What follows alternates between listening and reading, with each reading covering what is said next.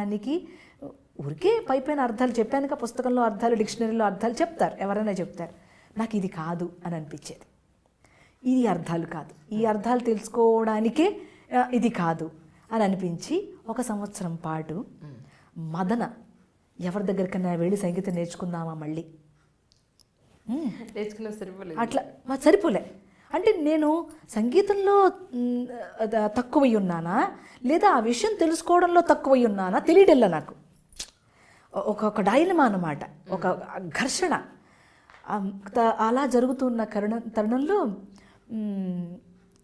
ఎందుకో తెలీదు, ఎట్లనో తెలియదు, ఒక ఆయన డోర్ నాక్ చేశారు.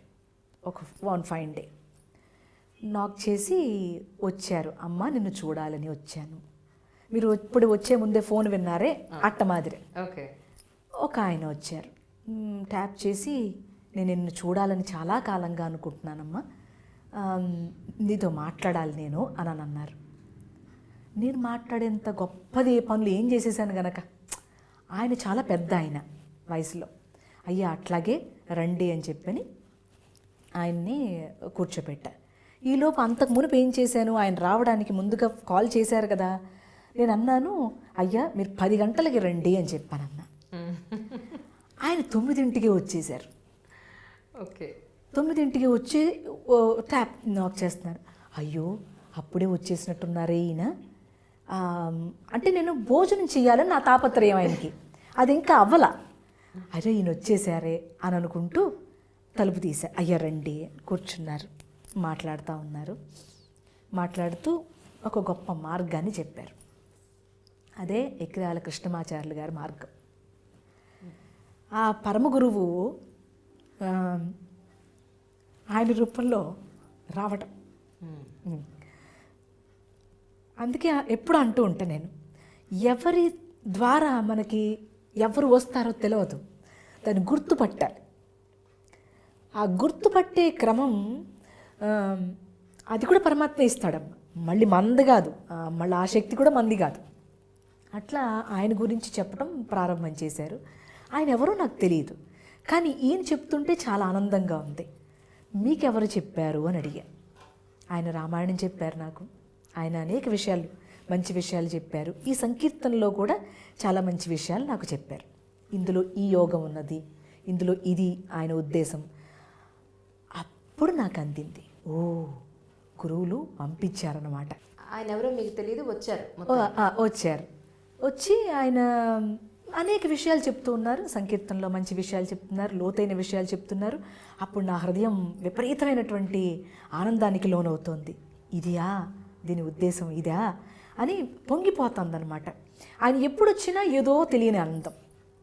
అప్పుడు అన్నాను, నాన్న మీరు నాకెందుకు, నేను ఆయన్ని నాన్న అని పిలుస్తా, ఆయనకి చాలా ఇష్టం నేను నాన్న అనే పిలవాలి ఆయన్ని, అట్లాగే పిలిపించుకుంటారు. సరే అట్లాగే పిలుస్తూ ఉంటే నేను అప్పుడు అన్నాను అనమాట, నాన్న మీరెందుకు నాకు గురువుగా ఉండకూడదు, మీరే నా గురువు కదా అన్నా. కాదు, నీ గురువు ఎక్కిరాల కృష్ణమాచార్యులు గారు, ఆయన పంపితేనే నేను వచ్చా.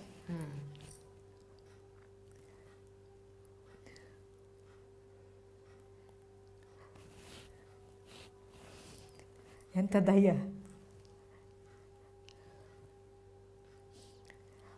ఆయన ఇప్పటి వరకు నేను చేసే ఈ సాధనలో ప్రతి నిమిషం నన్ను నేను చెక్ చేసుకుంటూ ఉంటా, ఎక్కడ నేను పొరపాటు పడుతున్నానేమో.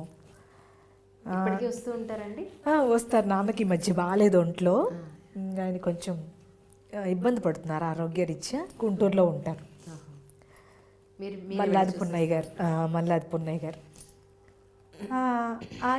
ఆయన అంటే తర్వాత ఆలోచిస్తే నేను 10 o'clockకి రమ్మన్నా, ఆయన 9 o'clockకి వచ్చారు. ఆయనే కాబోలు నా గురువు అనుకున్నా, నేను కాదు ఫలానా అని చెప్పారు. అంటే దీని లోపల ఆంతర్యం ఎంతని చెప్పగలం, ఏమని చెప్పగలం? దీని అనుభవం లేకుండా మీకు ఏది అవసరమో తెలుసుకొని మీకోసం ఒక మనిషి వచ్చి మీకు ఒక మార్గం చూపించారంటే, అట్లా ఆయన అట్లా దయ చూపిస్తాడనేది కూడా ఇప్పుడిప్పుడు తెలుస్తుంది. ఎట్లా తెలుస్తుందని మీరు అడిగితే, ఆయన చెప్పిన పతంజలి యోగ సూత్రం, ఆయన చెప్పిన భగవద్గీత, ఆయన చెప్పిన నారద భక్తి సూత్రం, ఇవన్నీ వింటున్నప్పుడు అప్పుడు నాకు ఒక ధైర్యం వచ్చింది. నేను చేసేటువంటి ఈ సాధన సంకీర్తన కొరకే, అంటే సంకీర్తన పాడటం వరకే అయితే నాకు ఏమి రాదు, ఇంకా అయిపోయింది, నేను ఒక పర్ఫార్మర్గా ఉండిపోతా. పరమ గురువుల ఉద్దేశం నేను అక్కడికే ఉండిపోవాలని కాదు. ఆయన ఉద్దేశం ఏంటంటే నేను ఇంకా ఎదగాలి సాధనలో. గొంతు పాట పాడటం ఒకటే కాదు, నా మెంటల్ స్టేటస్, నేను ఆ సాధన చేసేటువంటి ఆ స్పిరిచువల్ లెవెల్ ఇక్కడి నుంచి ఇంకొంచెం స్టెప్ ముందుకెళ్ళాలి అనే ఒక తాపత్రయం ఆయనకి. అట్లా ఆయన అనుగ్రహం ఎప్పుడు తలుచుకున్నా ఇట్లాగే దుఃఖం వచ్చేస్తూ ఉంటుందన్నమాట. అందుకనే ఎప్పుడు అంట గురువులు నా గురువుని గుర్తు చేయకండి అయ్యా అని ఎప్పుడు అంటూ ఉంటా. అంత మధురం అన్నమాట. ఆయన గుర్తు చేసుకుంటుంటే ఒళ్ళు పులకరించిపోతుంది. ఆయన మాట్లాడుతుంటే రోజు ఆయన వాయిస్ వినకుండా నేను ఉండలేను. ప్రతిరోజు ఆయన నాకు చెప్పే పతంజలి యోగ సూత్రం వినాల్సిందే, పొరపాటును కరెక్ట్ చేసుకోవాల్సిందే. ఎక్కడైనా పొరపాటుగా ఏదైనా గబుక్కున మాట్లాడితే దుఃఖం వస్తుందన్నమాట. అయ్యో పొరపాటుగా మాట్లాడేసేనే, తప్పుగా అన్నానే, ఇట్లాగా రియాక్షన్ చేసి ఉండకుండా ఉంటే బాగుండు అంటే అప్పుడప్పుడు అండి మనకే ఈ కీర్తి కూడా గుర్తొస్తుందండి. అప్పుడు ఒక చిన్న అహం పడుతుంది. అప్పుడు గబక్కన ఏదైనా ఒక మాట అనేస్తాం. ఆ క్రమంలో అది ఎక్కడైనా నేను తప్పు చేస్తానేమో అని చెప్పని ఆయన పతంజలి యోగ సూత్రం రోజు వినాల్సిందే.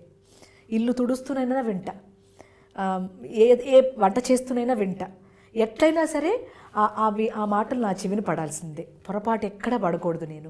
నేను మాట్లాడిన, నేను ప్రవర్తించిన, నేను ఏదైనా ఇతరులకు చేసిన, నో ఎక్స్పెక్టేషన్స్, అలా చేయకూడదు అనే ఒక ఆ దృక్పథం నుంచి పక్కకు రాకూడదు, ఆ ప్రాక్టీస్ నుంచి పక్కకు రాకూడదు అని ఒక తాపత్రయం అమ్మ. అందుకని ఇప్పటికీ కూడా నేను ప్రాక్టీసే చేస్తానని చెప్తా, కానీ నేను ఎవరికి గురువు అని చెప్పను. అది ఎందుకనో తెలియదు, అది ఎందుకు అలాగా వచ్చేసిందో తెలియదు. గురు కొండవీటి జ్యోతిర్మయ్య అనేస్తారు. అట్లా అనకండి అయ్యా, నేను ఎవరికి గురువు అని చెప్పుకోలేదు, ఏనాడు చెప్పుకోలేదు. నేను ఎవరు పిలవరు కూడా నన్ను అట్లాగా. ఒకవేళ వచ్చి పిలిచిన వాళ్ళు ఎవరన్నా ఉంటే నా దగ్గర సంగీతం నేర్చుకునే వాళ్ళు అంటారేమో తప్ప జనరల్గా ఎవరు అనరు. అట్లా అనమాకండి అని చెప్పి అంటూ ఉంటా. ఎందుకునో మరి అట్లాగా మాధ్యమాల్లో కూడా కొంచెం అప్పుడప్పుడు అలా అంటూ ఉంటారు. ఒక్కొక్కసారి చెప్తా, ఒక్కొక్కసారి ఇంక చెప్పలేక వదిలేస్తా.